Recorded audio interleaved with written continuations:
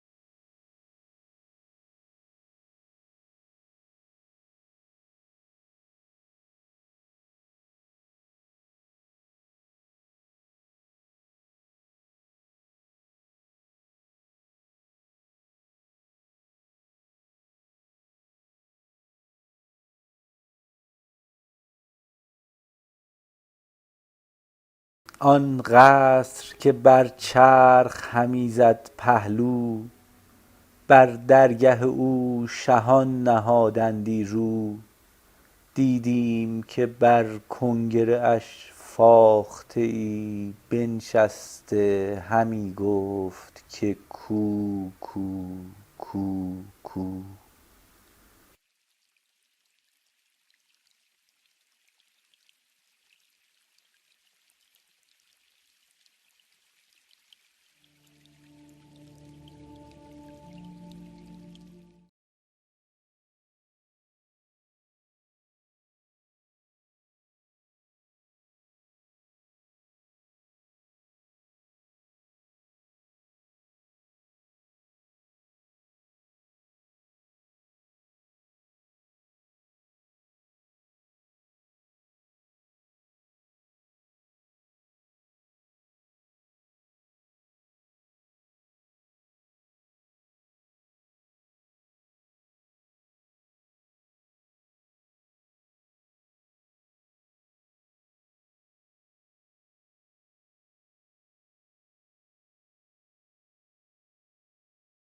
ای پیر خردمند پگهتر برخیز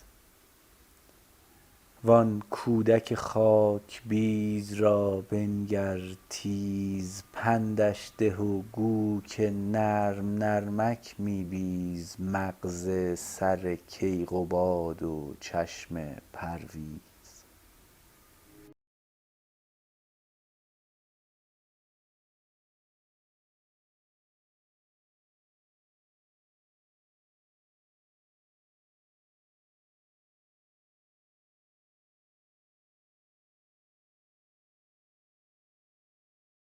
بنگر ز صبا دامن گل چاک شده بلبل ز جمال گل طربناک شده در سایه گل نشین که بسیار این گل از خاک برآمده ست و در خاک شده.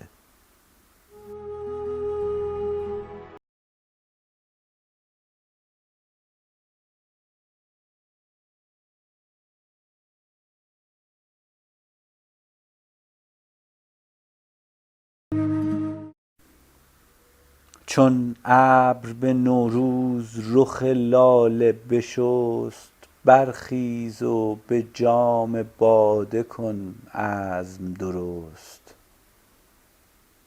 کاین سبزه که امروز تماشاگه توست فردا همه از خاک تو برخواهد رست.